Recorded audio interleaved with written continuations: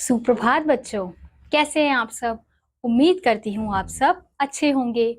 तो बच्चों, आज की कक्षा में हम पढ़ने वाले हैं अध्याय नंबर 5, जिसका शीर्षक है लिंग।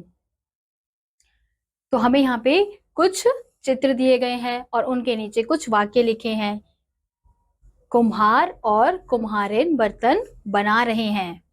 अगला है नाना जी और नानी जी आराम कर रहे हैं। तो कुम्हार और कुम्हारिन से हमें पता चल रहा है कि ये दोनों शब्द अलग अलग जाति का बोध करा रहे हैं। कुम्हार शब्द पुरुष जाति का बोध करा रहा है, कुम्हारिन शब्द स्त्री जाति का। ऐसे ही नाना जी शब्द, नाना किसका बोध करा रहे हैं? पुरुष जाति का, और नानी स्त्री जाति का। तो उपयुक्त वाक्यों में कुम्हार तथा नाना जी शब्द पुरुष जाति का बोध करा रहे हैं तथा कुम्हारिन और नानी स्त्री जाति का बोध करा रहे हैं। व्याकरण में इन्हें लिंग कहते हैं, यानी कि वह शब्द जो हमें स्त्री जाति और पुरुष जाति का बोध कराते हैं, उन शब्दों को हम व्याकरण में लिंग कहते हैं। तो इस प्रकार हम कह सकते हैं कि संज्ञा के जिस रूप से व्यक्ति, वस्तु की जाति यानी कि पुरुष और स्त्री का बोध होता है, उसे लिंग कहते हैं। संज्ञा यानी कि संज्ञा क्या होती है? जितनी भी दुनिया में चीजें हैं, वस्तु है, व्यक्ति है, जो भी प्राणी है, उनके नामों को हम संज्ञा कहते हैं। तो उन नामों से जब हमें पता चलता है कि कोई भी व्यक्ति है या वस्तु है, उसकी जाति क्या है, यानी कि वो स्त्री जाति का है या पुरुष जाति का है, इसका बोध होता है, तो वो शब्द क्या कहलाता है? वही शब्द हमारा लिंग कहलाता है। तो अब यहाँ हम पढ़ते हैं लिंग के भेद। हिंदी भाषा में लिंग के दो भेद होते हैं। कौन कौन से? पहला है पुल्लिंग और दूसरा है स्त्रीलिंग। तो पुल्लिंग शब्द कौन कौन से होते हैं? शब्द के जिस रूप से पुरुष जाति के होने का बोध होता है, उसे पुल्लिंग कहते हैं। जैसे लड़का, पिताजी, आदमी, नर, सेठ, बालक, पिता, राजा और शेर।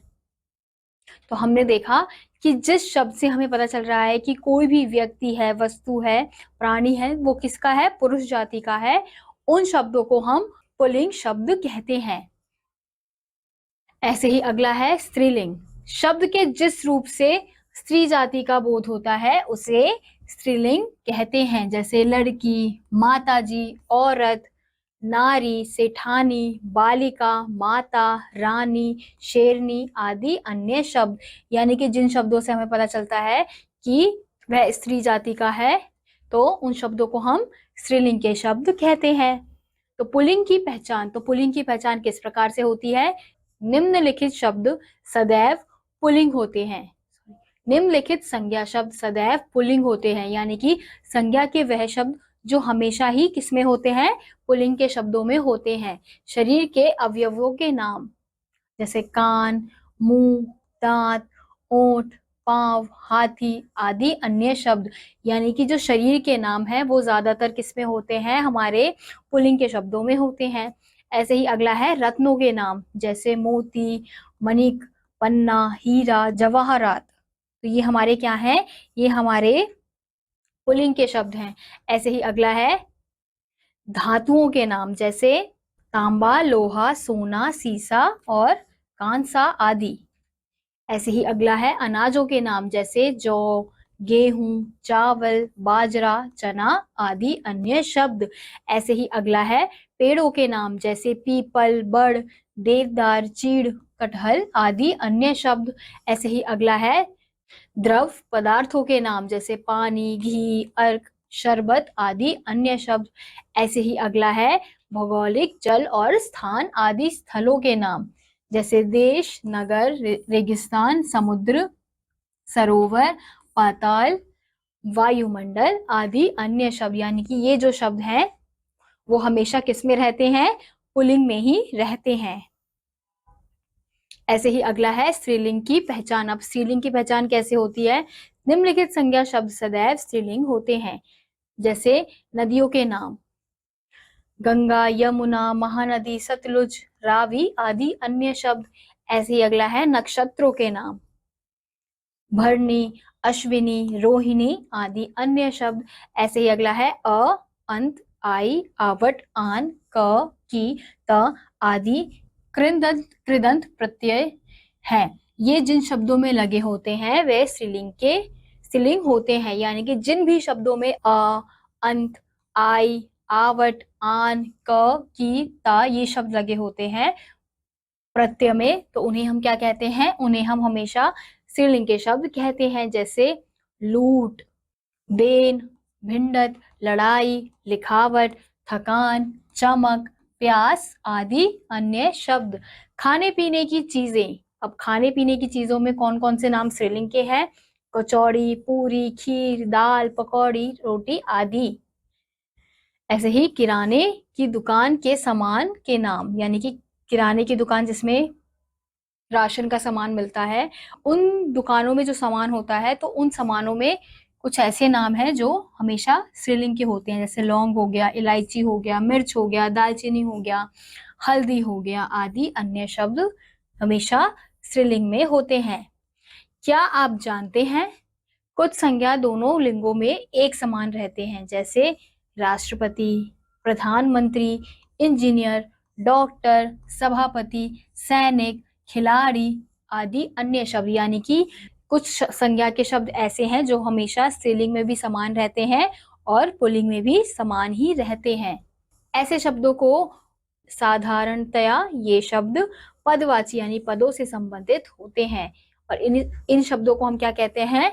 उभयलिंग कहते हैं, जो दोनों में समान रूप से होते हैं।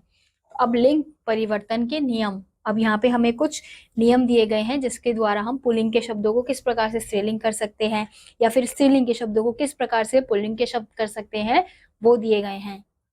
सबसे पहला नियम है, शब्द के अंत में आए अ को आ करके हम पुल्लिंग को स्त्रीलिंग में बदल सकते हैं, जैसे छात्र का छात्रा, तो हमने यहाँ पे क्या जोड़ दिया? आ। महोदय का महोदया, सुत का सुता। अब अगला है हमारा, अंत में आए आ को इया बनाकर, तो ये जो आ है इसको हम इया कर देंगे, जैसे बी या। डब्बा का डिबिया, चिड़ा का चिड़िया, बूढ़ा का बुढ़िया। ऐसे ही अगला है, अंत में आए अ को आनी करके, जैसे देवर का देवरानी, जेठ का जेठानी, सेठ का सेठानी। ऐसे ही अगला है, अंत में आए अ को इका करके, अध्यापक का अध्यापिका, बालक का बालिका, गायक का गायिका। ऐसे ही अगला है, अंत में आए अ या आ को ई करके, जैसे बकरा का बकरी, दादा का दादी, पुत्र का पुत्री। अंत में नी जोड़कर, जाट का जाटनी, सरदार का सरदारनी, ऊंट का ऊंटनी। ऐसे ही अगला है, अंत में आए ई को इन करके, पुजारी का पुजारिन, मालिक का मालकिन, धोबी का धोबिन।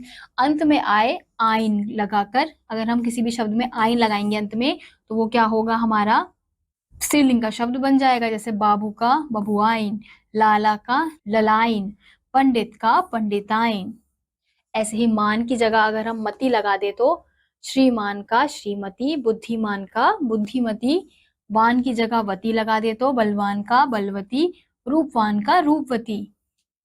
ऐसे ही कुछ पुल्लिंग शब्दों के स्त्रीलिंग बिल्कुल अलग होते हैं, यानी कि कुछ शब्द ऐसे होते हैं जिसके पुल्लिंग के शब्द अलग होंगे और स्त्रीलिंग के शब्दों का रूप बिल्कुल उनसे अलग होगा, जैसे वर का वधू, बैल का गाय, दूल्हा का दुल्हन, बिलाव का बिल्ली, पति का पत्नी, ससुर का सास। सदैव पुल्लिंग और सदैव स्त्रीलिंग प्राणियों में नर या मादा लिखकर लिंग परिवर्तन किया जाता है, यानी कि वह शब्द जो हमेशा या तो पुल्लिंग के होते हैं या स्त्रीलिंग के होते हैं, तो उन शब्दों के आगे अगर हम नर और मादा लगाते हैं तो जाके हम स्त्रीलिंग के शब्दों को पुल्लिंग में बदलते हैं और पुल्लिंग के शब्दों को स्त्रीलिंग में। जैसे हमें यहाँ पे दिखाया गया है, मादा कौआ। अब कौआ जो शब्द है वो हमेशा पुल्लिंग का ही शब्द है, मतलब पुल्लिंग के शब्दों में ही रहता है।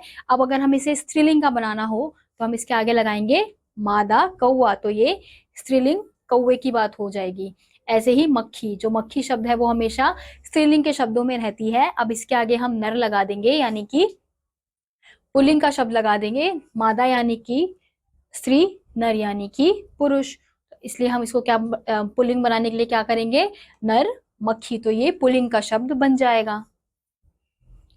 तो क्या आप जानते हैं किसी शब्द का लिंग जानने के लिए उस शब्दों को कर्ता रूप में रखकर क्रिया लगाकर लिंग पहचानते हैं। जैसे बस चल रही है, स्कूटी चल रही है।